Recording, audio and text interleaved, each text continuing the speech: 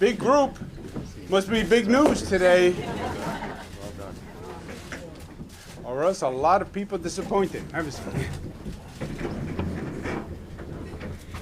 Well, welcome everyone. Let me introduce, from my right, our great Congresswoman Carolyn Maloney, who's here. Our great Budget Director, Robert Mahica, if you can call a Budget Director great, but give him a round of applause. Poor Rob. Our great, who calls himself great, Head of ESD, Howard Zemsky. The man of the moment, Mr. John Schttler from Amazon.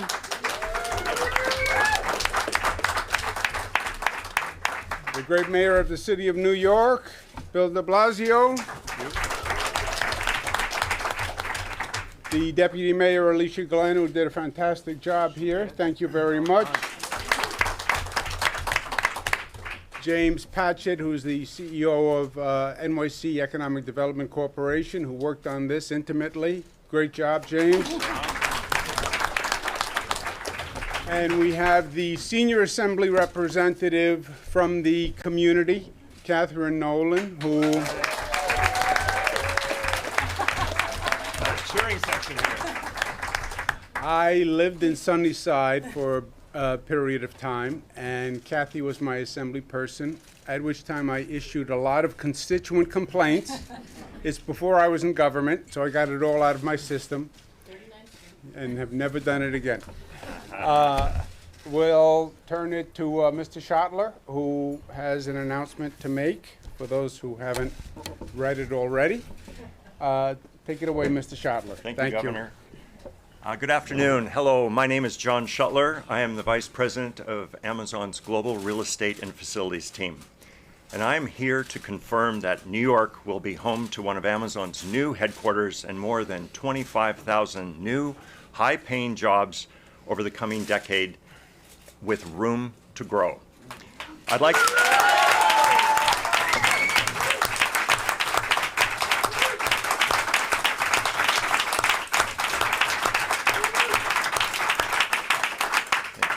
like to thank Governor Cuomo, Mayor de Blasio, and your teams. Their leadership and partnership were instrumental in this process.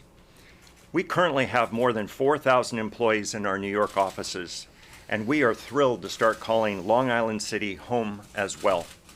Long Island City is a diverse community with a unique blend of cultural and academic institutions, industrial businesses, and a thriving tech sector. It has some of the best transit in New York City and world-class colleges and universities that have produced strong local and regional talent, particularly in software development and related fields. When we start officially hiring here next year, we will be able to attract top-tier talent that will help us innovate on behalf of our customers for years to come.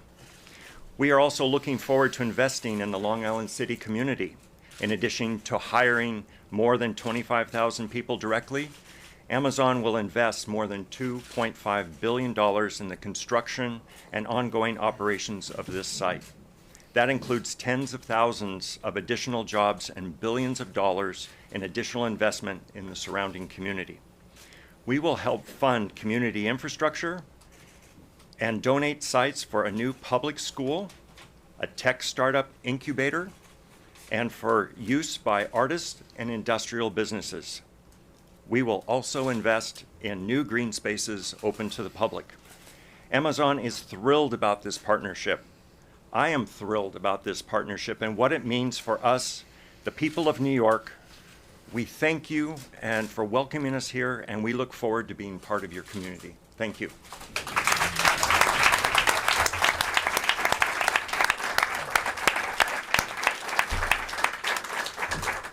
It's our pleasure to welcome you here.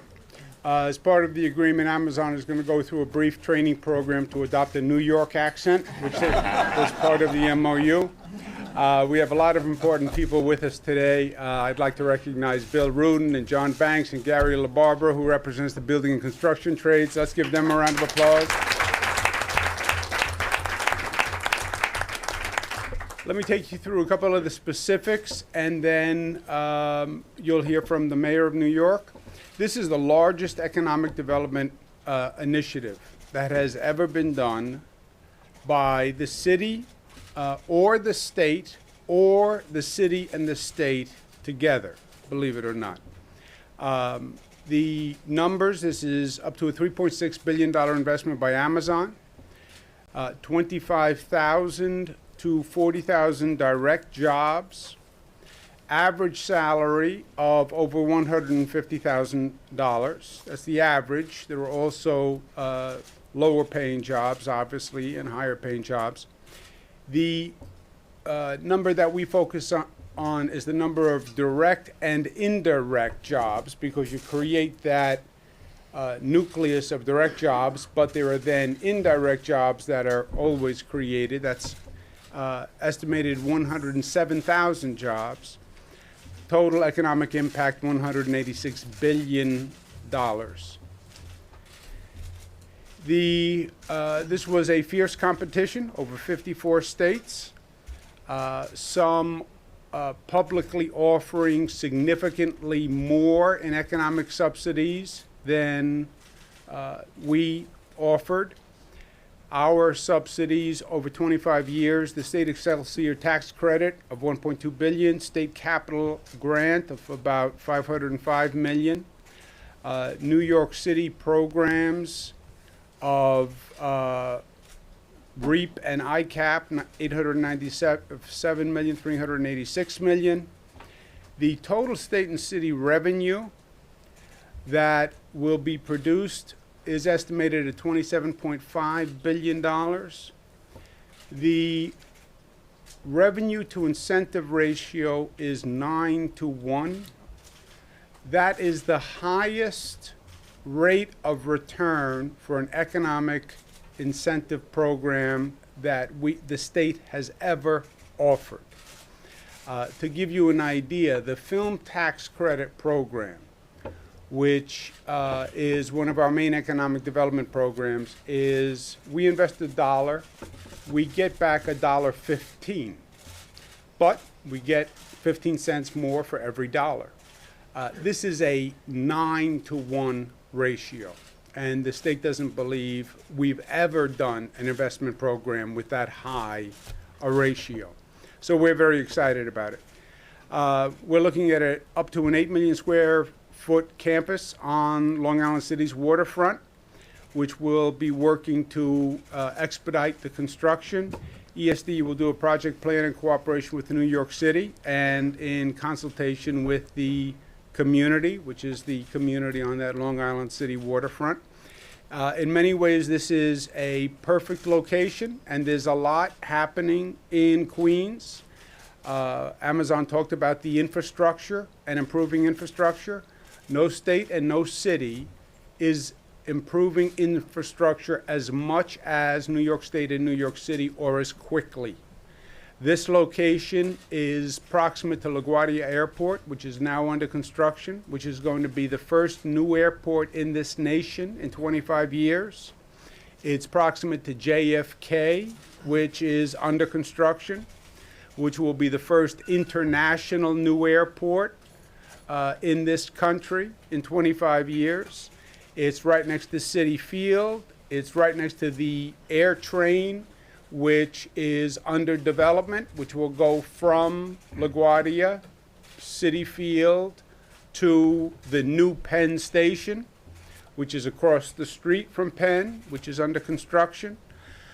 And if I can get Gary LaBarber to get us more workers, we'll be done even faster. That was just a little boat that we would say in Italian. New Kosciuszko Bridge, which has one span up, and the second span is being expedited. The city's done a magnificent job with ferry service, which will go right from that Long Island City waterfront right to Midtown Manhattan, literally in 5 or 10 minutes. So in many ways, this location benefits from many other investments that are going on and many other initiatives that the city and the state are in the midst of. And the mayor and I were talking about this. We were together at Housing and Urban Development for many years. The key for a state or a region or a city, you want to be ahead of the economic curve. Who is attracting the businesses of tomorrow today? And that is the city, the state, the region that will flourish. Economic development is the engine that pulls the train, period. Either you are creating jobs or you are losing jobs. Either you are part of the economy of tomorrow or you're part of the economy of yesterday. This is a competition. And for us, it's about being part of the economy of tomorrow. And Amazon, no doubt, is a big, big asset in the entire tech space. I believe there's going to be a positive synergy with many of the other companies, Cornell Tech, Google, Squarespace. So I think it's exciting for Amazon. I know it's exciting for the state of New York. And it is exactly putting us ahead of the curve. This was a very difficult process. As I mentioned, 54 states supposedly competed. We know from public information that many of the states and cities were offering more in economic incentives than we were offering. We believe that we had other benefits that were inherent to what we were already doing, and with the arrogance of a New Yorker, inherent to New York. But there's no doubt that it was a very tough competition, and I want to credit the teams that actually did this. The state-city partnership made it happen. It would not have happened without the partnership. I applaud the people on my side, Howard Zemsky and Robert Mujica, and on the city side, Alysha Glenn and James Patchett did a great, great job working together. There were a lot of twists and turns, and they had to constantly adjust, and they did. And they did a magnificent job, otherwise we wouldn't be here. And I believe the credit goes to the top, to the CEO, because we know the blame goes to the top whenever there's bad news. So I think the credit goes to the top, and I think the credit goes to the mayor of the city of New York. Congratulations. Job well done. Congratulations.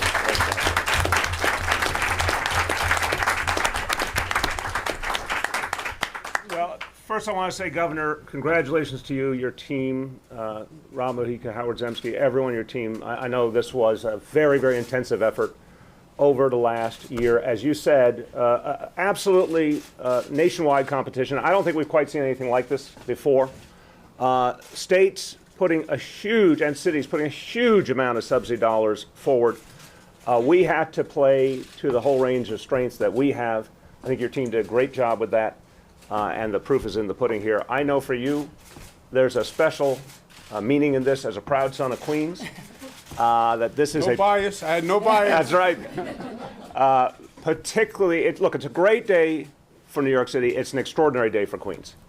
And it's something that everyone should be very proud of. That once upon a time, people thought of New York City, they only thought of Manhattan. As a Brooklynite, I never liked that. As a son of Queens, I know you never liked that. Well, what has happened, I'm proud that we've been able to do a lot of this together, is we really have a 5-borough economy now. We also have the extraordinary renaissance of Brooklyn. We've been seeing it happening in Queens, the Bronx, Staten Island. This certainly consolidates Queens as a great economic capital and consolidates New York City as a great international tech hub. So there's a lot for you and your team to be proud of. I want to say with real appreciation to John Schttler, your team bargains hard, and your team was extraordinarily thoughtful, creative, professional. But from the beginning, you laid out that you were ready to do something that no one had ever seen before. Because I want people to go back and look at the history of what we previously considered to be a great jobs acquisition deal. What we previously thought was a lot of new jobs, that's been wiped away by this deal. This is by far the biggest new jobs deal in the history of New York City, the history of New York State. But I want to give credit where credit is due. Amazon came forward with a vision. You said from word one, you were looking for where you could find the talent. Many other factors, but what came shining through is where can you find the best talent in the world. And I know from the meetings I was a part of and my team was a part of, you not only wanted the best talent, you wanted diverse talent. I want to commend you for that. Well, I can say to you, Mr. Schttler, and to everyone at Amazon, you came to the right place. Because we have the finest talent in the world, we have the most diverse talent, and it's going to help your company to move forward, and we are so glad to have you here. So thank you so much. Congratulations to Amazon.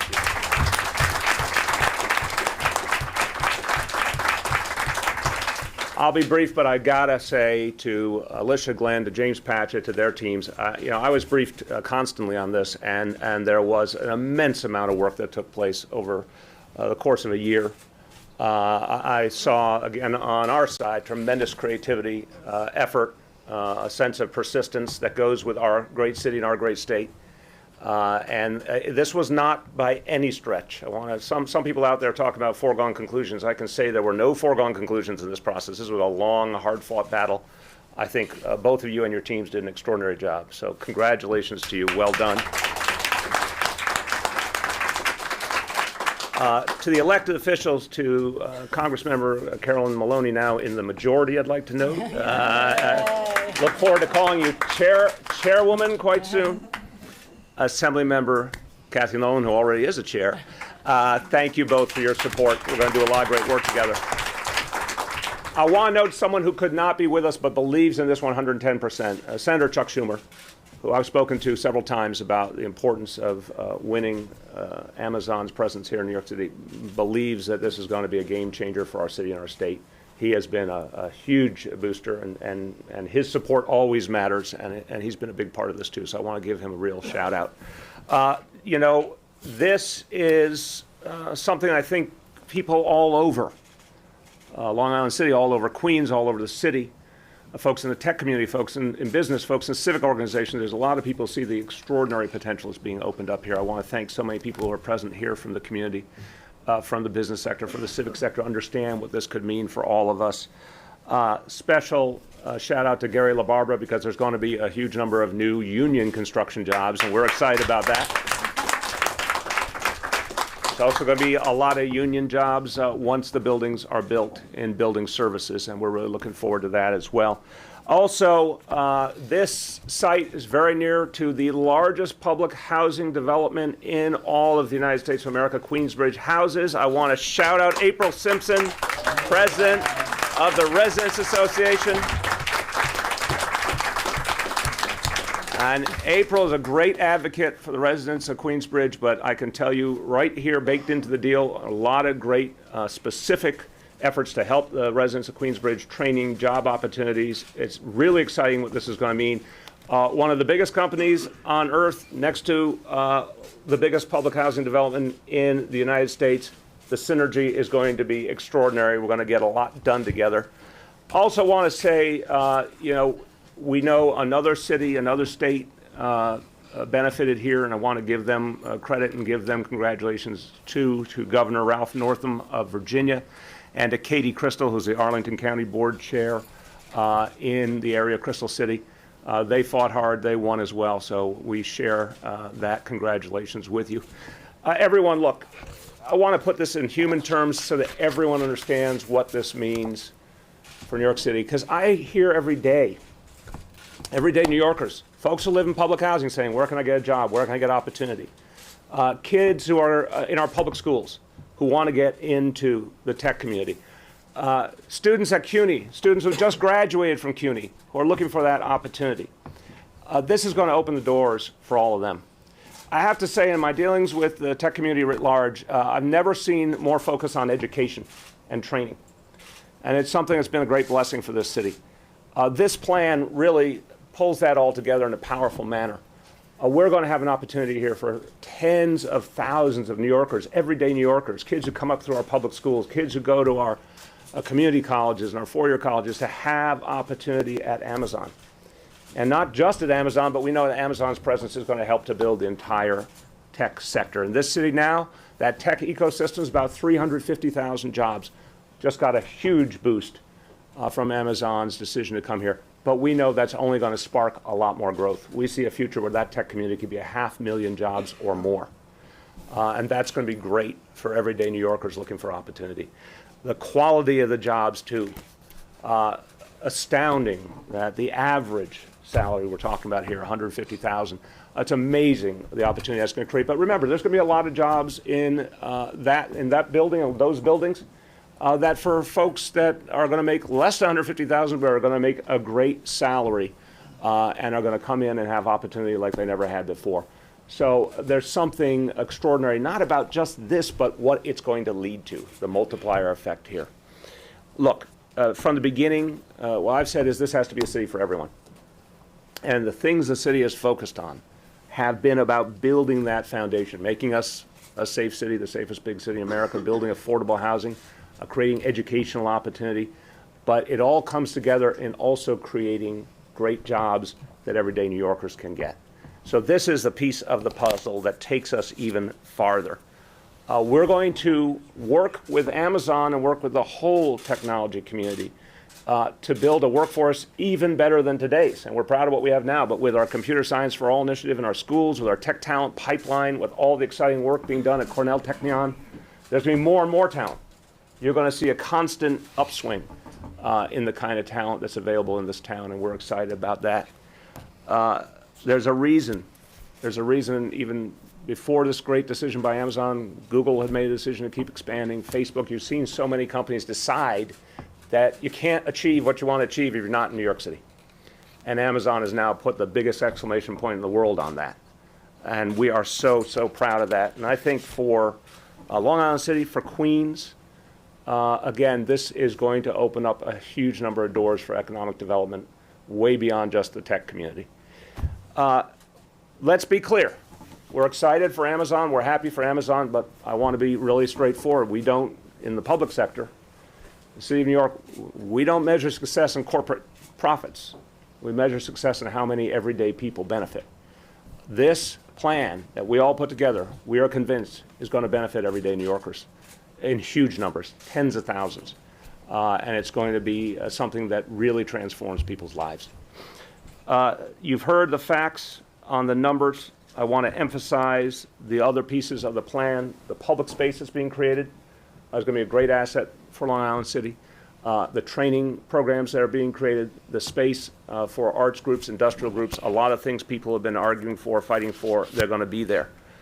A lot of infrastructure spending has already been done in Long Island City. A lot is planned for Long Island City, over $2 billion. More will keep coming in as more and more positive development occurs. So for folks in Long Island City who are rightfully saying, how are we going to get the support we need to make this work for our community? I can say the city and the state are ready to stand by you, make sure that that support is there, because Long Island City is growing for a reason, for a very good reason, and we want to support that with the kind of infrastructure investment needed. Finally, just want to accent what you heard about the tax base impact. And I think this has been left out of the discussion a little bit too much.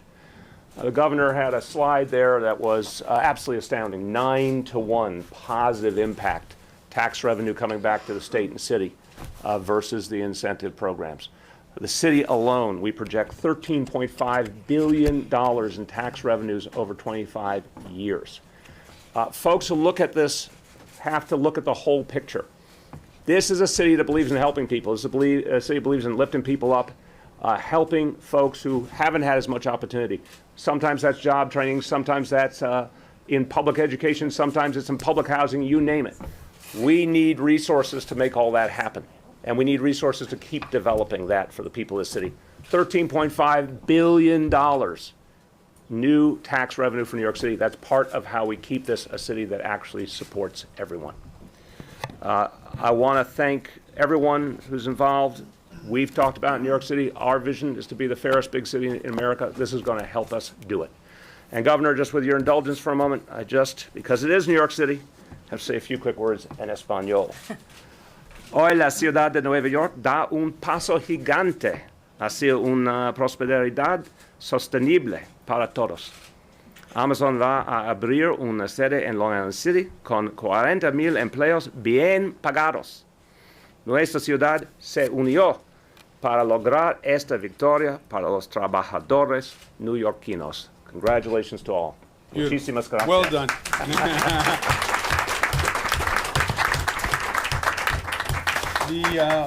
Also an unrelated point, Stan Lee passed away yesterday. He was a great New Yorker. Yes. Fantastic career, great contribution, Marvel Comics, but he was a classic New Yorker. He used to end with the word Excelsior.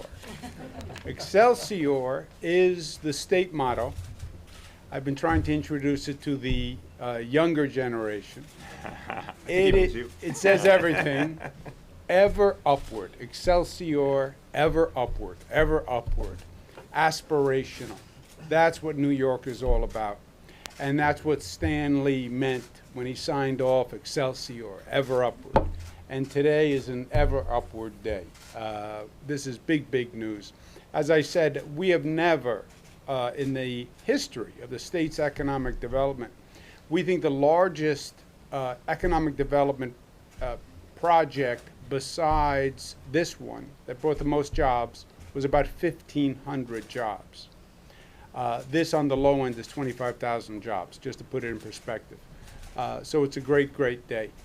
Any questions on topic or for myself? I know you have questions for the mayor alone, and when we're finished with the on topic, I'll excuse myself, and John will excuse himself, and you can talk to the mayor about any specifics. Let me ask you first of all, and you've heard the folks say, if you've got this kind of money, why not spend it on somewhere? And then also to Mr. Schttler, because it is New York City, we've got a lot of smart people here, and it is New York, we really need to spend almost $3 billion to get you to come here. Well, Welcome to New York. Yeah. New York Press Corps, nothing like it. Yeah. You can either do this or you can go to the dentist with no anesthesia. What he meant to say was he's happy to see you're coming He here. said it's a New Yorker's way of saying welcome, we like you. We'll do simultaneous Yes, translation. yes. Because he was smiling, that's how you can tell. We don't have this kind of money. We're going to make this kind of money from this transaction. For every dollar we invest, we're going to get back about $9, give or take. So to find the money that we need to invest in the subways, invest in schools, etc., this is a big money maker for us. Costs us nothing. Nada, niente, goose. We make money doing this. And to get Amazon here, did we have to win the competition? Yes, we had to win the competition. Amazon in some ways, and I've said that to some of you before, Amazon just memorialized what was going on already. There has always been a competition among states and cities for businesses. And there is a constant bidding war, existing businesses and new businesses, where states and cities have been in competition with each other. And we'll have existing businesses in New York who get a call from a state on a weekly basis saying, if you come here, we'll offer you this, we'll offer you this, we'll offer you this. Amazon sort of memorialized it by announcing it and given the scale of what they were doing. But it was not a new concept to the Alysha Glens or the Howard Zemskys of the world. This is day in, day out, the status of economic development. There's constant and ferocious competition among the different states and the different cities. And if they get a better offer from someone else, they'll go somewhere else. And look, we start with a liability. You can go to a state and pay no income tax, right? If you're Amazon and you're sitting there making a decision, looking at the numbers, you go to Texas, you go to Florida, you go to Virginia, who competed here, they have about half the income taxes that we have. So it's not a level playing field to begin with. And you're factoring against that from the get-go. I think the governor answered it very well. And, but you know, we have to perform. We have to hire people and we have to be here. And we will invest billions of dollars before the city and the state start seeing any money. So it comes from us first. Governor, why does our incentives package worth twice as much per employee as the one handed out by Virginia today? I don't know how they calculated it and what they actually calculated. So I don't have an idea of how they put together their transaction. But again, we don't start in the same place with Virginia, right? They have about half, their income tax rate is just about half of what our income tax rate is. So you have to factor in all the elements. But I don't know what they count in and what they count out. Are they counting cost of job on direct jobs or on the direct plus indirect jobs? So there's all sorts of ways to work these numbers. Governor, one of the issues that is raised by the lawmakers who represent Long Island City has to do with transportation. And they say that already the subways that go to Long Island City are overcrowded and have delays, et cetera. So will you be using any of this money, or will Amazon be using any money to upgrade the infrastructure to provide new transportation to the area once you have 25 to 40,000 people working in the area? Short answer is yes, but I think the mayor and Kathy can speak to that. We have to address the transportation needs of Long Island City. There's no question. I'm very proud to say that our administration put in NYC ferry service that's benefiting the people of Long Island City and Western Queens right now. And I think it's one of the things that actually helped in terms of Amazon's considerations.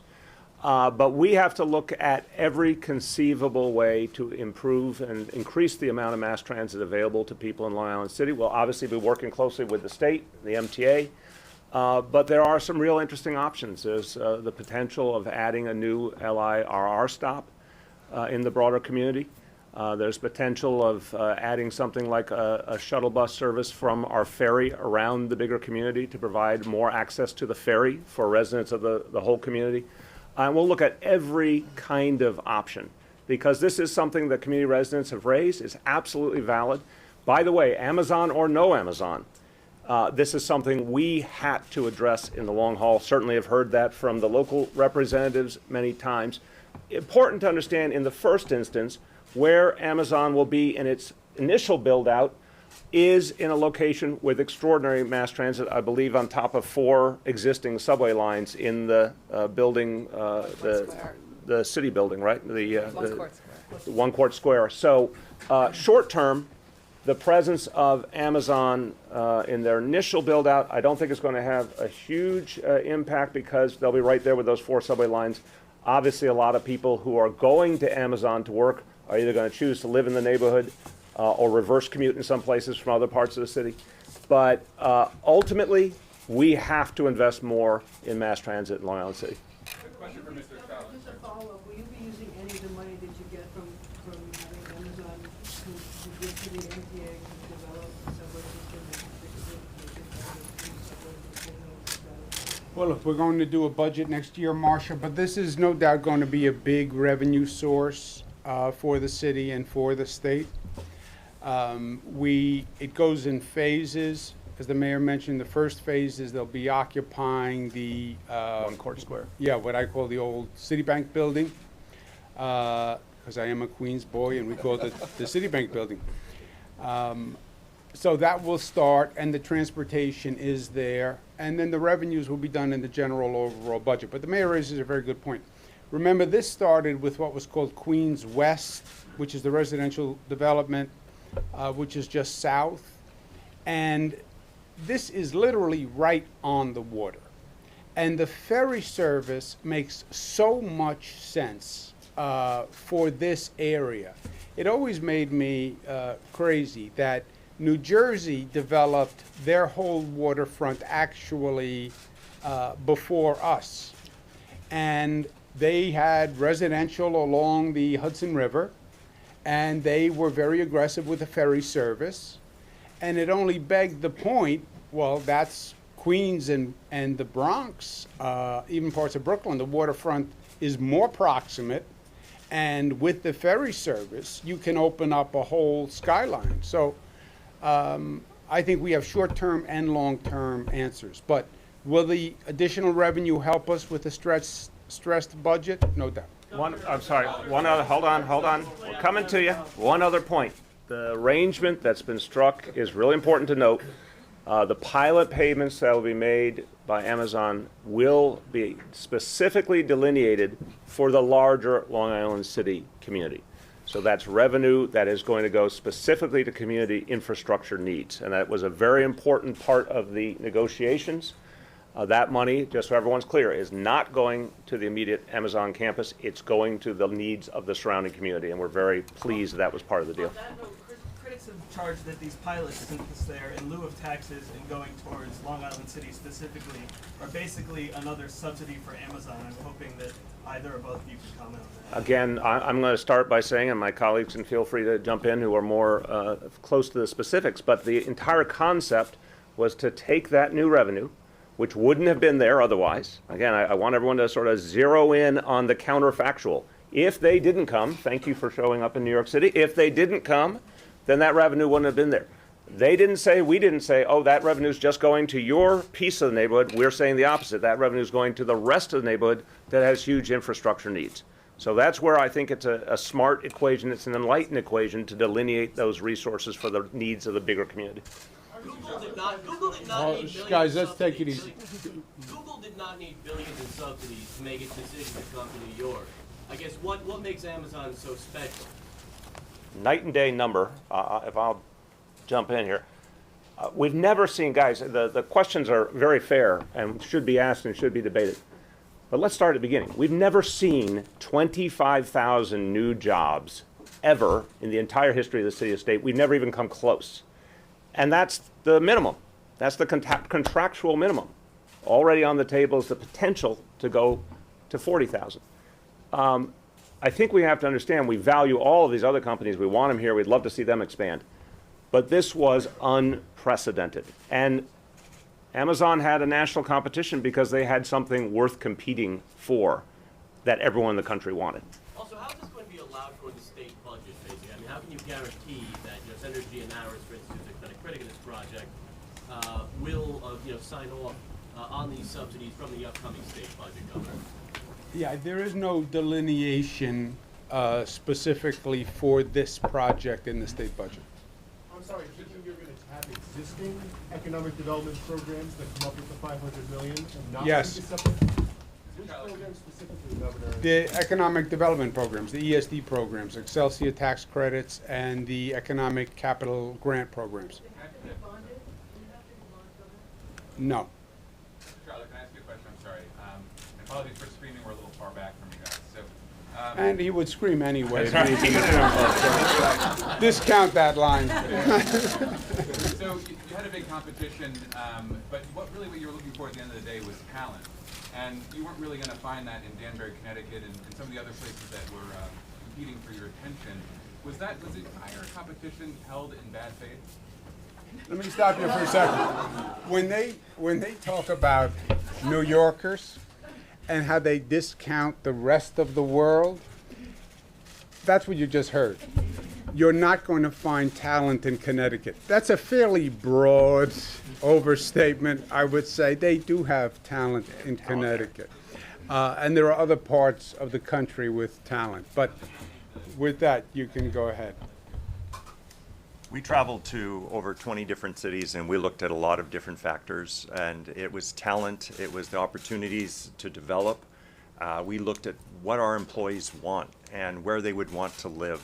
And to be able to offer them 3 different opportunities, New York, Washington, D.C., Seattle, and other offices around the nation as well as the world. That's what we're really looking for, is the opportunities to be able to attract and retain top-tier talent. You had a question. That was your question. That's how it works in New York. You had a question too. Who didn't have a question? Young lady? Governor, can you tell us how this will move through the land use project? There's been some complaints from city council members that this looks like a Wacky going through Schttler, but that they won't be part or haven't part of the negotiations regarding this project? This will be handled by the Empire State Development Corporation, which does what's called a general project plan in consultation with the city, in consultation with community groups. We've used this methodology quite often. Queens West was done as a general project plan. Belmont Racetrack is a new project we're doing as a plan. The Brooklyn Bridge Park was a project plan. Columbia University, new campus was a project plan. Moynihan is a project plan. So it's done by ESD in consultation with the city and the community, but it expedites the process. And here, the expedition factor was a factor in the competition, right? Because Amazon wanted to move to a place where they knew they would have an expedited facility being constructed. And that's our way of doing it. Well, we've done it many times before. Anyone without a question?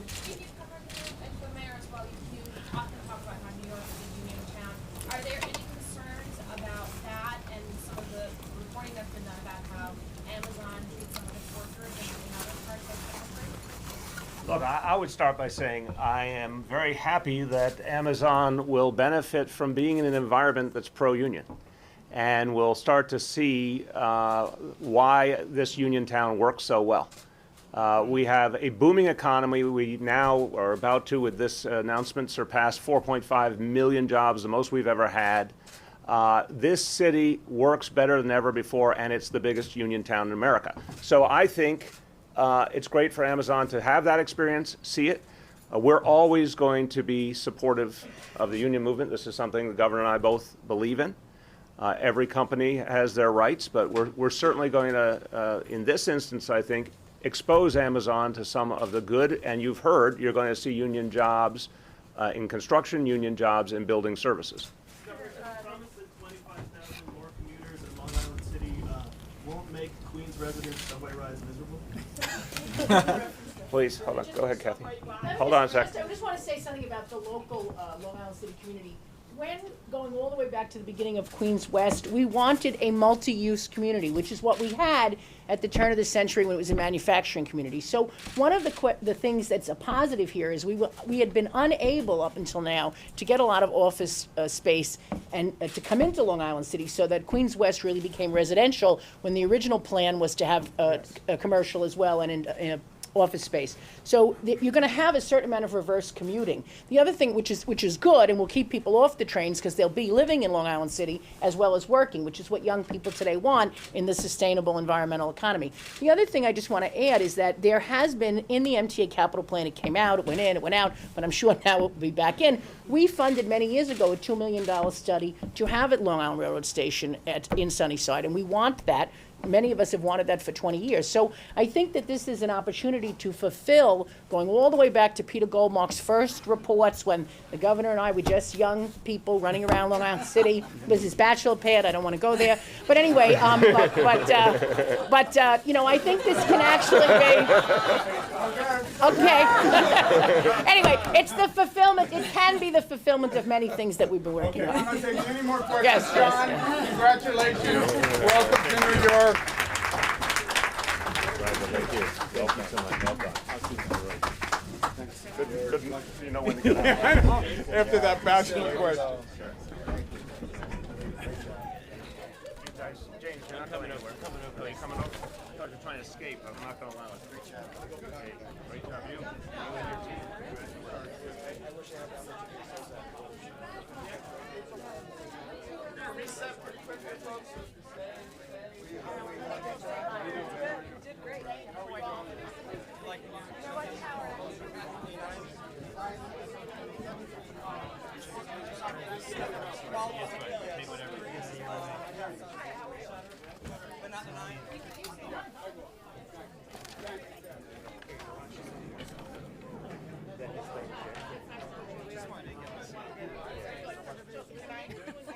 Yes, by all means, please do.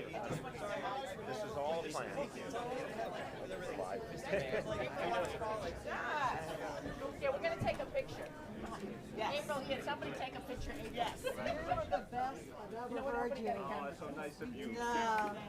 You know, we're gonna make that stop and Oh, okay, you work with the right? Ready? All right, here we go. Stand, take a seat. Got it? Thank you. Send it to Good me. things are gonna happen. Okay. Thank you. No, no, it's a I pleasure. gotta tell you. Hey, how are you? I saw you on the. Yes. You do know so much, but you're before that part. What you said was great. Leaders to try to implement the start of job training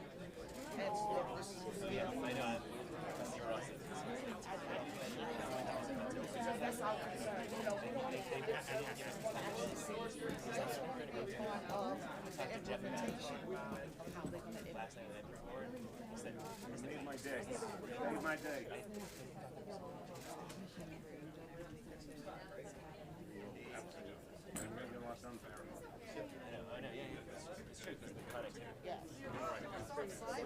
Yes.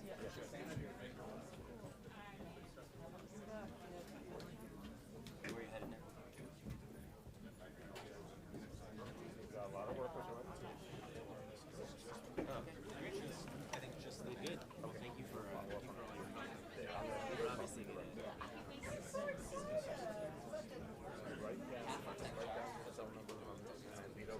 You met Vito Yes. before, right? Yes. You met him the day we did the roof. Right. Right down your side. Yes. We'll get right on it. Okay. Well, congratulations. Good day all around. Thank you. Thank you, ma'am. Thank you so much.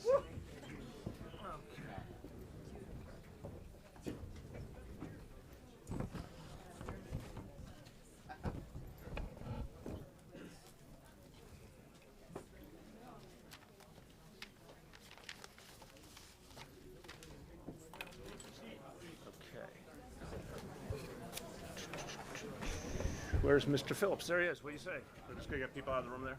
Let's get that door closed as per usual. Siobhan, would you go back and get that door?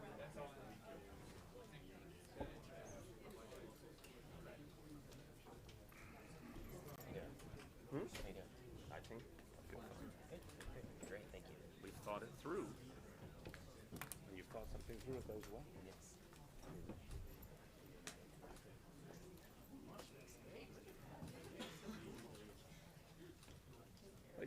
You dressed up special for this press conference? I had no idea. Thank you for bringing up the level here. That's good. That's good. Hold on one more second. Let's just get anyone out who's going out and get the room secured. I think we're there. Okay, the door's closed. Questions on anything? Marcia, Let's talk about Amazon. please. You tell us the kinds of jobs that people are going to be given, and when people who live in the Queensbridge houses and other houses apply for jobs, what kind of jobs can they expect to get? Will they get the $150,000 a year jobs? What will they be doing? So let me start, and then I'm going to let the very well-educated experts go further. So a long time ago, I had a meeting with leaders in the New York City tech community. And they said to me, they love what's happening with Cornell Technion. They thought it was very important. But they thought equally important, or even more important in some ways, was what needed to happen at CUNY with the kinds of jobs that actually are very, very significant in the tech community that can in some cases require only an associate's degree. It's one of the reasons from the beginning of the administration, with the great work of Alysha and James, we invested in CUNY 2-year STEM programs because the tech community needs young people come right out of our public schools, gotten that 2-year degree. They need them. They need kids who've gotten a 4-year degree. They also need people with more advanced degrees, but it's a range, as with any other sector. So in that building, you're going to see jobs for sure for kids that come out of New York City public schools, for young people who come out of public housing. You're going to see a range. But what I want us to be careful about is sometimes I think people stereotype the tech community as only one kind of job. In fact, for something as large as this, it's a lot of different kinds of jobs. Do you want to add? Yeah, I mean, I would only look. There's a short game and a long game, right? And in the short term, there are going to be a range of jobs that will be for folks that have associate's degrees, bachelor degrees, and obviously higher end degrees. But part of what's happening here is that we're making long-term investments through our CS for All program and many of the other programs that we're running through Tech Talent. And those recruitment, we're really recruiting folks from places like the Housing Authority and other communities around New York City so that we can begin to develop a long-term strategy to continue to diversify the workforce. I mean, just to put into context, right now, the New York City tech ecosystem, 47% of those workers are foreign-born. And proud to say 40% are women. So we already have a very diverse tech workforce, and our job is to continue to build that out, and that's both a short-term strategy and a long-term strategy. So I think, again, there'll be an array of work that's going on in the Amazon campus, but the goal of the EDC programs and our other programs with our partners is to really create an ecosystem that has different lanes for everybody. And that's going to be a short-term and a long-term goal. Hold on, guys, we're going to get to everyone. Hold on. Live in public housing near their like Queensbridge houses, have first dibs on some of the jobs because they live in the neighborhood? That's the whole concept, is to have the job fairs, have the training programs that Amazon will be recruiting from directly. So look, a lot of people are going to want to work at Amazon, no question. But we're creating a leg up for residents of Queensbridge houses that they're going to have some of the first opportunities because they're going to go to those job fairs, they're going to go to those recruiting programs and training programs. And Amazon's very committed to it. This was a big part of negotiations. James was deeply involved in the wording of the final plan, and this was something we made abundantly clear there had to be a real commitment to, and there is. Go ahead. So in Seattle, there was discussion over the a couple years ago about how big tech companies like Amazon are driving up the property value, Right. and how that is worsening the homelessness crisis over there. Did that come up in the discussions about what kind of impact, how property values would be impacted, and coupled with that, since Can you stay on that first? I'll go to the second one, but I need to answer that first one.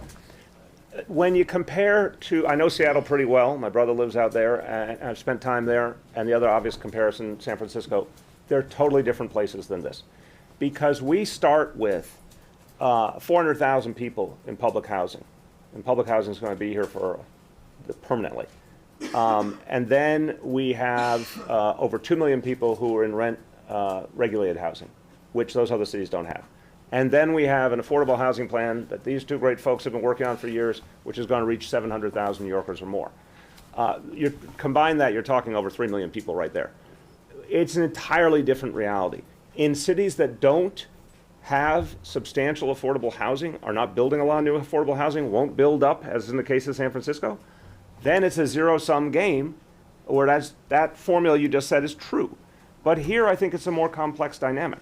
And the one thing that's true about everything I just said is it requires money to keep going. All the affordable housing programs, all the people who are being subsidized to stay in their affordable apartments, all the public housing requires money. The tax base impact here is actually going to be central to allowing us to protect affordable housing going forward. Go ahead. So the second part of that is we know that Long Island City schools they're overcrowded. Yeah. What is this going to do by bringing in 50,000 more workers and their families? What is that going to do to overcrowding? So I'll start and then jump in. We can't double and triple count here because there's been good questions about what the impact would be of transportation. So right now we've got 25,000 employees guaranteed. That number could go up to 40. That play out is 10 to 15 years. So it's not all going to happen overnight to begin with. Second, I do believe some people will decide to live in the community. I believe some other people will commute, reverse commute. Some people may commute from farther out in Queens or Long Island and do the traditional commute. It's not going to be one thing or another. But if you say some number of people are going to live there, that's true, and we have to accommodate them. So right now, there is an aggressive plan to build additional school space in Long Island City. Also, part of this deal is that they are providing, Amazon is providing the space for a 500-seat school on their campus site, or near their campus site. The other thing to remember is that the exact locations we're talking about, and these guys will add and refine the things I say, but the exact locations were slated, as Kathy Nolan was indicating, they were slated for just residential. And just residential would have put even more strain on schools. That mixed use that Kathy was talking about is what people have been wanting for a long time. So that gives jobs and some residential, different types of things, it actually allows the infrastructure to not have as much strain vis-a-vis schools. Again, add whenever you hear something Well, you want to add. just to add quickly, the mayor said the plan for these sites was for them to be residential. The original plan was going to be residential, which would have had an impact on the schools because it would have meant more residences in the community. This is commercial space, which actually does not add to the population of Long Island City. It adds to the number of jobs in the community. And the city insisted that we retain the school that was planned for that site. So now we have fewer potential for fewer residential units in that immediate vicinity, but We still get the school. we still get the school. So net school impact should be positive for this. Okay, I'm going front to back. I'm coming, Gloria. Thank you, Mr. Mayor. I wanted to ask you, can you just talk a little bit more about, I understand that ESD is gonna partner with the city to move this process along, but what do you say to the council which feels that they're being bypassed? Is that okay for the state to sort of step in and take over this process? The land use process, as you know, is something the council holds a lot of power over, so why is this one being done this way? Look, first of all, we have been in conversation with the council. I've spoken to Speaker Johnson. I've spoken to Councilmember Van Bramer. We expect to have a lot more conversation with them. There's going to be a lot of community input in this structure. A lot of things you're hearing us talk about right now are already responsive to the kinds of things the elected officials have talked about all along and community leaders have talked about. The reason the Congress member's here and the Assembly member was here is that they see already a lot of the things that they want in this plan. But we're going to have a very consultative process. That said, you have a democratically elected mayor and a democratically elected governor saying we had an unprecedented opportunity to add to the number of jobs in this city. And we were not going to let that slip through our hands. There is precedent for the use of the GPP approach for particularly large and complex developments. This, again, we've never seen a number of jobs like this in our lives. No one's ever heard of a plan with this kind of number of jobs previously. It was important to secure it and give them a clear enough path. I'm a big believer in ULURP, but we all know ULURP comes with a very long, slow path and a lot of uncertainty. This was a way of addressing the reality that the company needed some certainty here to make their final decision. But we can do that with a lot of good work with the community and the elected officials. Yes. So, first, I just want to be absolutely clear. The housing that was planned for the Plaques site, the 5,000 units, I believe it was, that is completely off the table now. That is no longer happening. And exactly what will be the ownership of the site? Like, will be the actual possessor of that So property? there's a few components to the project. The northern section of the project, there was there's a city-owned project that the one I was referring to, a city-owned site, sorry, which currently has DOT the Department of Transportation located on it. The plan for that project had been about 500,000 square feet of commercial space and 1 million square feet of residential. That 1 million square feet of residential will be replaced with commercial space, and we're retaining the school as a part of it. That was what I was speaking about before. The Plaques sites to the south, they are going to be almost exclusively commercial. There's some residential that we're still contemplating as part of the general project plan for the southernmost section of those sites, but in the aggregate, it's a commercial plan now focused on that. I'm not saying there won't be any residential units as a part of it, but we'll be having conversations with the community. But is Amazon buying Plaques? Oh, they have it. Sorry, the Amazon has a direct agreement with Plaxall. I don't have it. I don't know what it looks like. I can't speak to the specifics of that. With the city, we have an understanding at fair market value terms for the city components of the project. Okay, just another one. Mayor, you've complained repeatedly over the years about the state, bigfooting the city, simply sort of brushing your administration aside when the governor wants to do something, the state wants to do something, be it close the trains or... I got it. Go ahead. Why, and you said that that's unfair and that's not right. Why does that principle disappear, of a municipal authority Again, when Amazon comes knocking? Democratically elected executives agreeing on a shared vision for an unprecedented number of jobs. On my point, and I've said it 1,000 times, when the governor does something that helps New York City, I'll applaud him, I'll work with him. When I think he does something that doesn't help New York City, I'll stand up to it.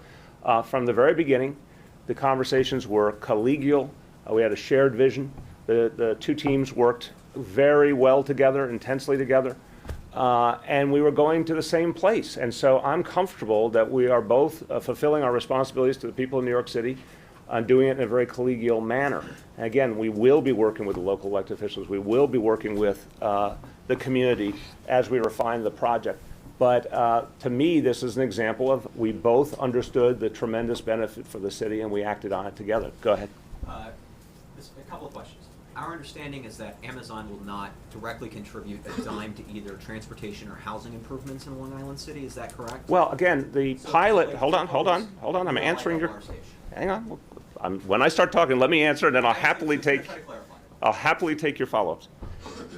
The money going to the pilot is explicitly for infrastructure for the rest of the community. Now, again, what that specifically will be is partly to be determined in consultation with the community and the elected officials. But a crucial element of this was to make very clear that that money was not going to the Amazon sites per se, was not going off to some general fund. It was going specifically to the broader needs of Long Island City. That's one of the ways we'll address them. But remember, currently, with the 180 million we announced a week or two ago, on top of everything else, over $2 billion in already made commitments for infrastructure needs in Long Island City, we will keep going as the needs develop. We're very committed to that. What's your follow-up? And the second to that point would be to the housing question, right? Do you guys have a broad idea of how many people you expect Amazon to move in and how many people you expect to already be in the area locally? And secondly, how do you provide housing for everybody that they would be bringing in, perhaps from other locations or from hiring from across the country? Yeah, the move-in thing, again, I'll let the experts, I like to be the person who tries to apply common sense to things I don't fully understand the nuances of. And maybe that's a gift. But I think the clear point here, the plans, which you can read, are explicitly about new jobs. You can't just take 10,000 people from Seattle and send them over. It is about developing new jobs. And what it means to me is that you are going to see a certain number of people who choose to. They're not going to be like Amazon housing, as far as I know. They're going to private housing. People are going to go for it as they would any other part of the city. I think some people choose to live in Long Island City and surrounding neighborhoods. I think some people will live in other parts of the city, other parts of the metropolitan area, and commute. I don't think we can presume a specific pattern. This is going to play out over 10 or 15 years. But again, the experts will say, I don't think there's been an assumption on the part of the city or Amazon of what number of people will live in the neighborhood versus commute from someplace else. No, as the mayor said and John reiterated, talent was a major focus of this, which means that they believe what we have said, which is that we have an incredible talent base in New York City. We have 2.3 million New Yorkers who have a bachelor's degree or higher. That is more than Boston, Philadelphia, Washington, D.C., Los Angeles, and San Francisco combined. Could you say that again? Yeah. This music in my ears, because I've never heard that one before. It's more than 2.3 New York City residents with a bachelor's degree or higher, which is more than Boston, Philadelphia, Washington, D.C., San Francisco, and Los Angeles combined. I am swelling with pride. Fundamentally, on a scale basis, no other city can compete with the level of talent that we have. And I guess the other point is, we've added over 300,000 jobs since in this administration. The people don't ask the question ordinarily, well, where are the people going to work who got the jobs of the last month? The people, where are you going to live when you got the jobs report from the last month or the month before? Fundamentally, this is about adding more jobs to our economy for New Yorkers, continuing to ensure that our economy is competitive in the long term, and pivoting away from being historically and exclusively financial services related economy and ensuring that we're major players in the economy of the future. Contextually, this is a small percentage of our overall economy, just to be real clear about how, but symbolically and in terms of the long-term impact, these large-scale tech companies, when they are in locations, they have a lot of positive knock-on effects. That means other startups that are going to come around them, other larger players are going to come around them. It's still proportionately going to be a smaller part of our economy for the foreseeable future than the financial services industry, the healthcare industry, the media industry, which still are the bigger players. But all of those industries are moving towards technology. So having our companies more technologically enabled, surrounded by more innovation, and companies like Amazon is critical to the success of our city in the long run. Amen. Well said. Follow up on the pilots. How much money is that going to be, or how will that amount be calculated? Mm-hmm. So the Amazon is paying the exact same property taxes that anyone else building commercial property on these sites would pay. That includes a 15-year ICAP, which is not the most beneficial form of ICAP. That's under state law. It's a 15-year abatement of property taxes and then full taxes following that. There's a pilot because of the fact that it's publicly owned land, so they're paying it through a pilot structure, but they're paying full property taxes the same as anyone else would pay. What we have decided to do is on the publicly owned sites, we are going to, because we think it's important to the community and we anticipated many of these infrastructure questions, we're saying in advance, we're telling you 50% of the pilot funding, the property taxes that are paid on those public sites, we're committing to investing in infrastructure in the community. We haven't predetermined what those investments are going to be. We are going to convene a community set of stakeholders to determine what the most critical investments are for that neighborhood. Not for the company. The company, there's no secret agreement with the company about this. This is fundamentally about us investing in this community so the community has the infrastructure that they need to be successful in the long run. 50% of Amazon's total property tax On the public sites. On the Public sites, which is about 25% of the overall. But only 50% of the pilot's total are going towards infrastructure, the infrastructure. Correct. Correct. Of the on the public sites, that's right. Right, but again, just hold on. Everyone, hold on. Yeah. Coming to you. But first to say, again, the backdrop I want people to pay attention to, over $2 billion in infrastructure investments already committed, and we intend to do more. So we have always understood that that pilot piece is a piece of a much bigger equation. Go ahead. I just want to make sure you're not confusing. The pilot itself, the actual tax payment, is based on what full taxes would be. Half of that money is going to go specifically to a fund to deal with infrastructure issues in the surrounding neighborhood. The balance goes to the general fund, and we thought that was a fair split. Do you have an estimate of how much money that'll be? We'll get you a number, but I think it's in about the $600 million nominal range. Yeah. Okay, so it's not that they're getting a tax Hold on, break, hold on, it's hold that on. they Let's are get- getting $600 million bid going into a specific dedicated fund, and the balance will go to the general fund. Okay, hold on. First row, you've had a lot of questions. Let's go back. Go ahead. Mayor, I think the thing that perhaps is a little bit perplexing to a lot of people is I get that this is unprecedented, the number of jobs, the 1 to 9 investment to return that you're talking about. So then why is the council speaker, the local city councilman, the state senator, Manhattan Borough president, Congress people from that, why is everybody against it? And Well, I think, first of all, we're announcing today a full deal and plan. It's the first time that everyone's getting to look at the details.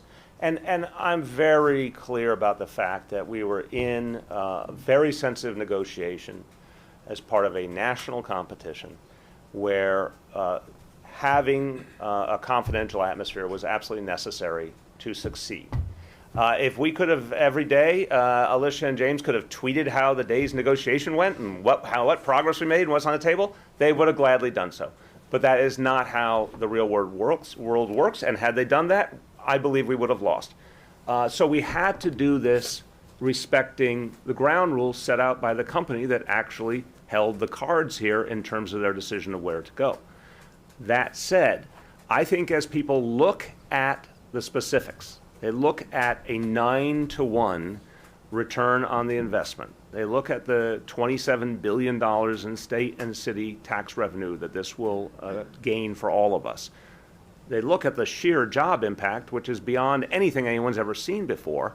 More and more people will come to like it. The folks who represent the immediate community legitimately are saying there's a lot of unanswered questions, there's a lot of infrastructure needs, there's been a lot of development already. Help us understand how this is going to work, because we're worried. That they have every right to. And I think other folks who have an understandable critique of some of corporate America, for some people it's ideological, and I respect that too. But I would argue that the more people see the specifics and the more they see the benefits, I think a lot of people will feel more comfortable. I certainly think folks at the community level, as they understand the facts of what it could mean for the community, are going to be more comfortable. You see even here at the jump today, the Congress member, the Assembly member, the head of the Residents Association at the biggest public housing development in America, all here in support. I feel very comfortable there will be more support going forward. Yes? So given that it is a fully formed deal at this point, are there opportunities for oversight from council members and communities, not just through consultation, but officially to approve this process? I think that oversight, of course, oversight is part of everything in public life in the city, and there's more layers of oversight in New York City than anywhere. I mean, think about it. There's state controller, city controller, legislature, city council, independent budget office, goes on and on and on. There'll, of course, be oversight. But again, I want to make sure people don't think we invented fire here. The GPP concept has been used for decades for particularly large initiatives and particularly complex ones. This fits that definition many times over. And I'm comfortable. I think there's a native check and balance here, that this only works if the state and city can agree. Now, was referenced before, we all have not always agreed with the proposals of the state administration, and we've been very vocal when we don't agree. For us to agree this much is something striking. It means that a lot of give and take occurred, and we got to a place we were comfortable with. So absolutely there will be a lot of oversight, but we intend for this to move forward, and the authority is there between the state and the city to get it done. Let's go to second row. Now, we're gonna give a little bit more than that. Stingy Eric. You know, low energy, Jeb, Bush, stingy Eric Phillips. Go ahead. How does the plan affect the BQX? Well, I think it makes the need for the BQX even greater. The BQX has made sense for a long time. We've said, and I want to give Alysha a lot of credit, she was the first person to really put it so plainly to me, that the center of gravity economically in New York City is shifting to the Brooklyn and Queens waterfront on the East River. That was before Amazon. This amplifies that many times over. And BQX is going to be a crucial piece of the equation. Okay. I just wanted to ask, you know, your teams are working really closely in Albany and City Hall. What about you and the governor? Did you guys sit down at all? Tell me a little bit about your process with the governor. We talked several times in the course of this. This is something we had a high level of agreement on from the beginning. And, you know, if you really look at the context of recent years, we had a high level agreement on speed cameras and worked to get that done. We had a high level agreement on extending mayoral control of education. We worked to get that done. Obviously, there's other areas where we have not agreed. There's philosophical differences. There's differences between perceived state needs and city needs. But this is one where very early on it was clear that there was common ground. And also, again, neither one of these folks are shy and retiring types. You know, they were having the constant interchange with their counterparts of the state and reporting back a high level of agreement. Is this kind of like a Venn diagram overlap of your philosophy and the governor's philosophy? I mean, do you see that as somehow, because it seems a little bit like your philosophies are different, but you're meeting in the middle on this. Our philosophies are different on some important matters, but where I think there's common ground. First of all, I emphasize, throughout now 5 years, we have consistently communicated, even when we disagreed. But one thing I want to say about the governor, I'd say about myself too. We are both pragmatists. We both want to achieve very tangible things for the people of New York City and New York State. We saw an unprecedented opportunity here. Now, clearly, philosophy matters in all things. So in the discussions, it was very clear to me that there were places we would not go. And I want to give Alysha and James credit because they had to do the negotiations. Of course, Amazon was interested in a direct subsidy, and that was, it was made very, very clear by my administration that we would not provide that. Of course, Amazon inquired about all sorts of other potential tax breaks and incentives, and the answer was no. That stems from a philosophy we hold about how to approach job retention and job acquisition. We also were very clear with Amazon that we needed involvement in training programs, in helping public housing, in providing public space, in providing a public school site. Those were bottom line points for us. That stems from our philosophy. But to be fair, I think, you know, in this case, you know, the governor, of course, was perfectly supportive of those type of initiatives as well. Please. Just to go back to the local hiring aspect, in the MOU, it doesn't look like there's any guarantee of how many jobs, or really that any jobs will go to local residents. Is there anything like that in there? How can you, I see the stuff about the job fairs and the recruiting and everything, but how can you hold them to hiring people from the community? I'm going to start as the layman again. These two will jump in. There are, under our legal system, there are real areas of sensitivity on certain types of local hiring commitments. So that's, there are some impediments from the jump. But, you know, again, in the scheme of all the things we were getting here, we wanted a mechanism that would focus their attention on hiring from the local community, and particularly from public housing. We got that. We want to do everything we can working with the community to magnify that. But I think the way to do that was with a positive vision rather than a set of requirements in this instance. Well, I say this is a non-binding memorandum of understanding. We're going to ultimately have to reach real legal documents as a part of this process. This is going to be a 14-month process through the state GPP. So it sets out a framework. It says we expect there to be programs that will train thousands of New Yorkers for these jobs, and we're looking for an initial first-year commitment, a total of $15 million to invest in those programs. Those are the components that are specific. They, frankly, were keeping this process so quietly, even within Amazon, that they didn't have their teams who do recruiting sufficiently involved to be able to work out the details. So their commitment to us is to come back and work out the details now that it's out in the open. We were talking with John and the team right beforehand. The expectation is we're gonna go out to Queensbridge houses within the next couple of weeks. We're gonna do other work immediately in the community, try to get the workforce development providers together to understand what are the types of programs that will make sense for us and for them. Mayor, if I could just follow up. In 2014, your State of the City address, you spoke about trying to have within 8 years the majority of skilled technology-related jobs in the city being filled by those educated from public schools. And you also said, we will forego big giveaways to a select few companies and instead pursue a city economic strategy that grows whole sectors of businesses. I understand that the city's not providing a direct subsidy here, but the state obviously is. I mean, does that give you any kind of internal, are you torn in any way regarding? No, and I want to emphasize, I'm glad you quoted that eloquent speech. The first point, I think this is a huge step towards realizing that vision of our technology sector jobs being filled by New Yorkers. You know, folks who grew up here, got educated in our public schools, are now experiencing computer science for all, are going to those CUNY STEM programs, et cetera. This, to me, because of both the immediate impact, 25,000 jobs minimum, could be as high as 40, but also that multiplier effect in the tech sector, greatly increases our chances of hitting that kind of goal. On your second point, we have worked across the entire technology community to develop a whole range of different types of jobs, different size companies, to encourage startups in a whole host of ways. The fact that a company of this extraordinary size with this extraordinary number of jobs started a national competition, that was a situation where we had to react. We had to decide to engage that and take advantage of that opportunity. So I'm very comfortable that we made the right move.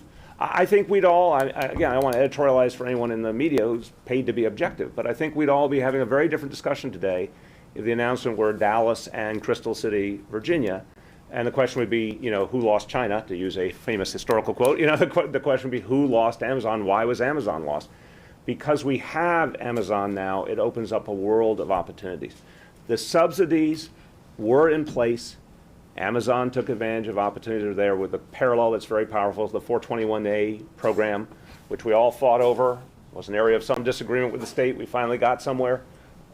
Any developer can take advantage of that once that is part of state law. The same with some of the subsidies that are available here. Anyone who comes in with jobs has an opportunity to take advantage of them. But what I care about as a progressive is, will the public sector gain here and the people's interest gain? Huge positive revenue impact for the public sector that we will then turn around and do publicly minded things with. Huge impact on the future of our economy. And strengthening our economy, strengthening our tax base, also allows us to keep a robust public sector in this city. And then specific guarantees that I think forward the agenda. So I do feel it's consistent with what I said back those years. Let me go back another row. Yes, so 2 questions about GPP. One, I just want to nail down on if your support and being on board for using GPP is because it's going to take too long using Euler, or is it that you're afraid this could all go up in flames if the local council member, in this case Jimmy Van Bramer, says no to it? No, I would say it differently. You had a company bringing forward a plan for a literally unprecedented number of jobs. And I would urge everyone in your coverage, go back and look again at the parallels of what we thought were big jobs deals previously. It just blows away anything we've ever seen. They needed a certain level of certainty. I'm not, you know, the spokesperson for corporate America, to say the least, but I at least can understand practically they needed a certain amount of certainty. Euler, by definition, doesn't provide that. Also, the size and complexity of the project demanded a coherent approach which had very clear precedent.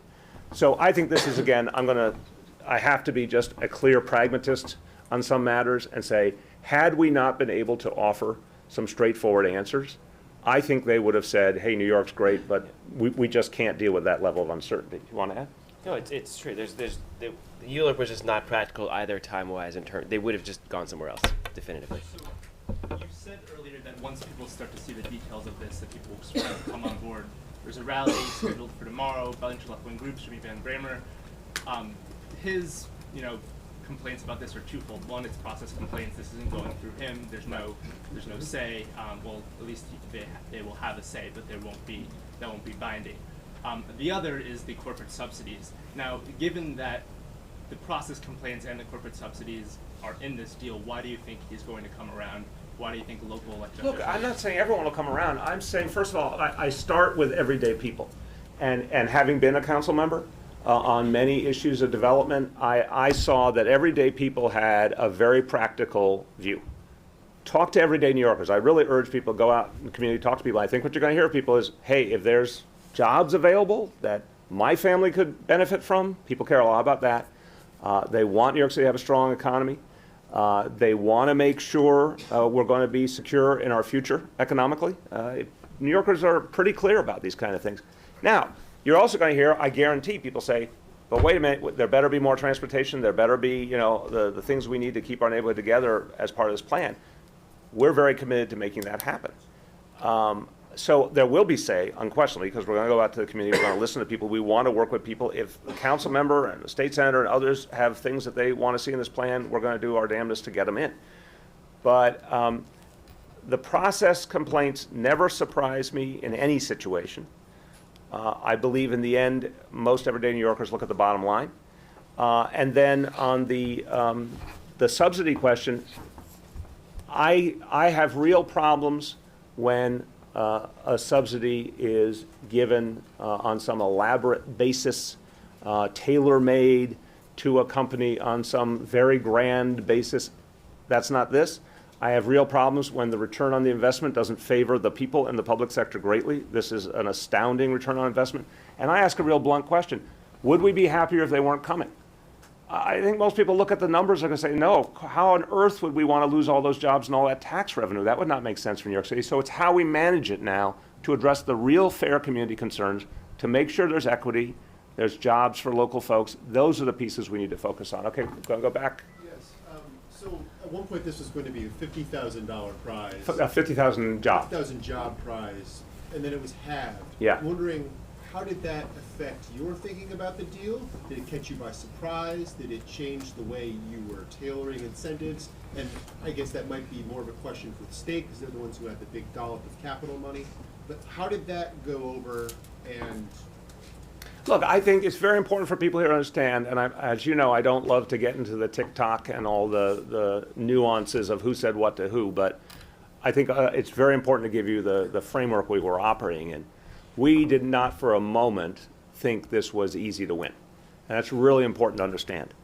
I remember the first conversations. We all were very hopeful because we actually, we took Amazon at their word that talent was the number one concern. And you heard that stunning fact that James told us all about the number of folks with 4-year degrees, et cetera.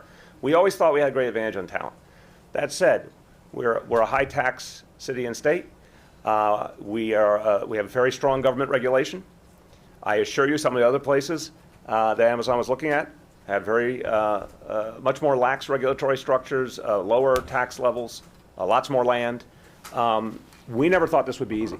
So to your question, look, when I first heard it, I felt a bit of disappointment that it wasn't going to be the high end, but then quickly, right on the heels of that was, well, but there's an opportunity to get up to 40,000, which is obviously very, very close.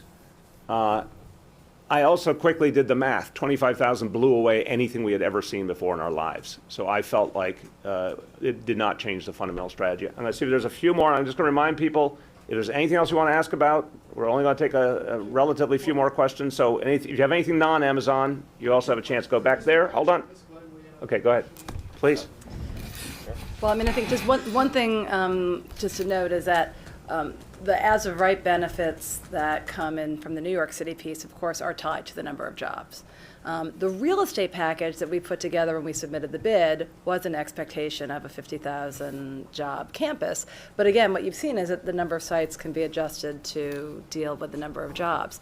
I think it might help to go backwards in time. I think the bookies in Vegas were saying we had about 100 to 1 or 500 to 1 shot to even make it into You the mean top it, 10. like, literally? Yeah, They like were doing literally. that. There were literally bookies taking bets on how New York had no prayer of this. I mean, I can't even tell you how we pulled the old clip. So I think, yes, would it have been better to get 50,000? Of course. But now we have definitely 25,000. I believe strongly, based on the real estate package we put together, the talent that's already here, the talent that wants to continue to be in the greatest city in the world, we are going to wind up with an extraordinary endorsement of New York City as an innovation and tech hub. So again, our contribution to this is prorated to the amount of real estate and jobs they have.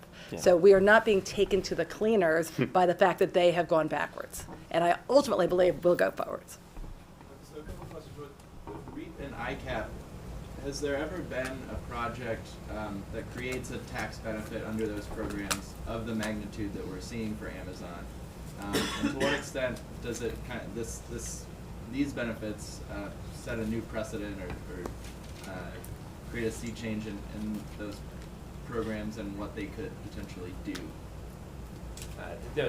We're not aware of any project that is singularly been of this scale before. As the mayor said, for an economic development project in the city, this is, we think, 5 times the size of the next largest job creation opportunity.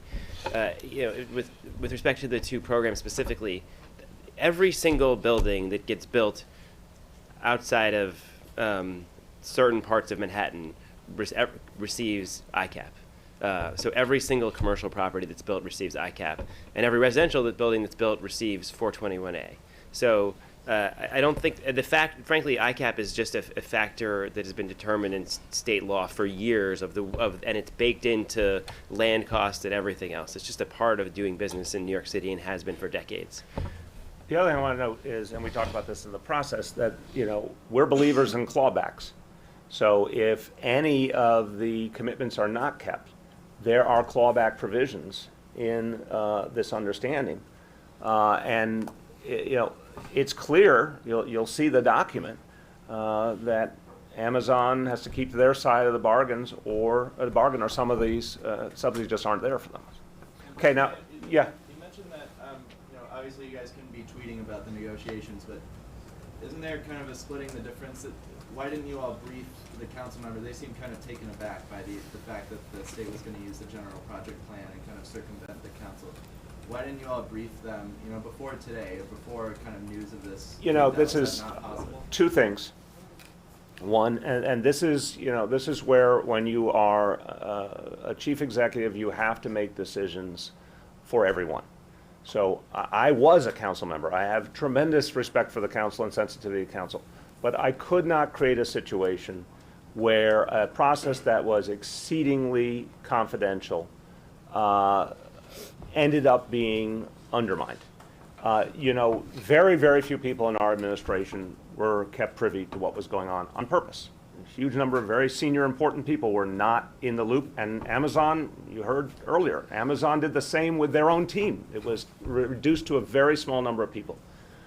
They insisted, and I think for fair reason, that they needed to believe they could have a confidential process. At a point that we felt it was appropriate, which was last week, we started the process of at least some initial briefings to the council on what was happening, to give them a sense of things. I understand entirely if the council says we would have liked to have known some of these things a long time ago, but we felt it was the only way to keep the sanctity of the process. Again, these are approaches that have been used effectively before. This is not the first time this is being done. And we're going to listen very carefully to the concerns of the council going forward to try and make adjustments. There's lots of room to make adjustments. This is a 10 to 15-year playout. So we honestly believe there'll be a lot of chance to address the concerns of the council. Now, as we get towards wrap-up, again, I'm going to say, I'll take a few more. I see a few more hands. Amazon, non-Amazon, this is your last chance. Gloria. Mr. Mayor, you've spoken about your concern about small businesses and mom and pop stores. Yep. You talked about how you don't shop at Amazon. Does this change that at all? Do you still have that concern? Is there anything that's part of this plan that's going to address that problem? are you gonna start ordering everything from Amazon? Okay. Deep respect to Amazon for an excellent decision to come to New York City. Will not change my consumer habits. I said yesterday on New York One, I'm old school. I am going to continue to do a crazy, wacky thing and go to local stores and shop. It's the only thing I know how to do. We are going to energetically continue efforts to help small business. That is reduction of fines. That is providing low-cost loans. That's providing legal support, a whole host of things.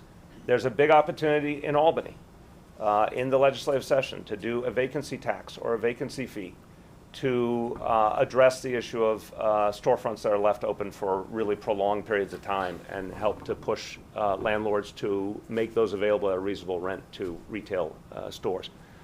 We're going to do all that. Let's be clear, Amazon was going somewhere. So clearly Amazon is going to keep growing, and Amazon was going to have a second headquarters, and better it is us, better that a lot of that money helps us to go to the kinds of things that the revenue we're going to get are going to help us support small business and support neighborhoods. I feel really, really good about that. And the last thing is that, I respect Amazon greatly, but anyone who loves the mom and pop store has to be committed to shopping there. And that's always been an area that I think people can do more on a very human level. Yep. Just really quickly, the school that you said is going to be sited on the Yes. Amazon campus. Is it on campus or near? It's either on campus or, if with our approval, another location nearby.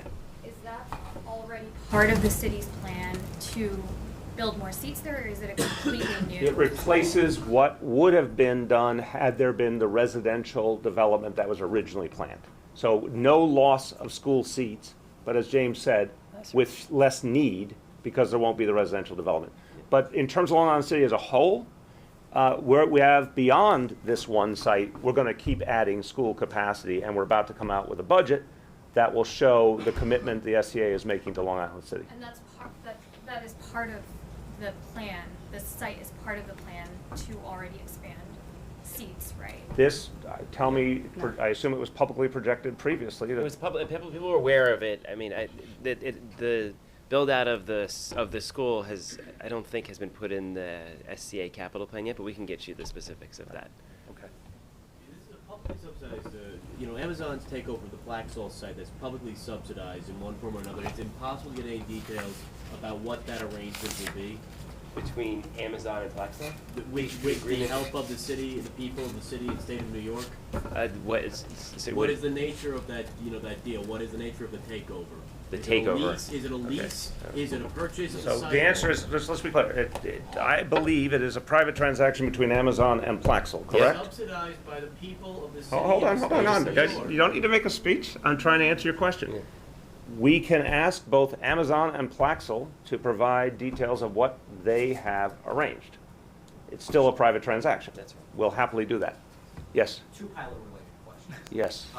Queensbridge houses have a repair bill that exceeds $500 million. Will pilot money be put towards rebuilding that housing development? And the second pilot-related question is, pilot was used, or is supposed to be used, to help fund a lot of the infrastructure improvements at Hudson Yards, but that pilot isn't generating the revenue that it should to do that. You have similar concerns about shortfalls with the pilot out in Long Island City. I will answer the first. I want them to answer the second. On the first, my interpretation of infrastructure needs for the surrounding community certainly includes Queensbridge houses, but I would note, had there not been this decision by Amazon, we were going to continue investing in Queensbridge houses in a very big way anyway. We just redid all of the roofs at Queensbridge houses recently. It's literally the largest public housing development in the United States. So it's always been a central focus for the new investments we're making in NYCHA. So certainly could qualify under that vision. I think the central point is the roughly $600 million initial estimate is only one piece of what we're going to have to do on infrastructure.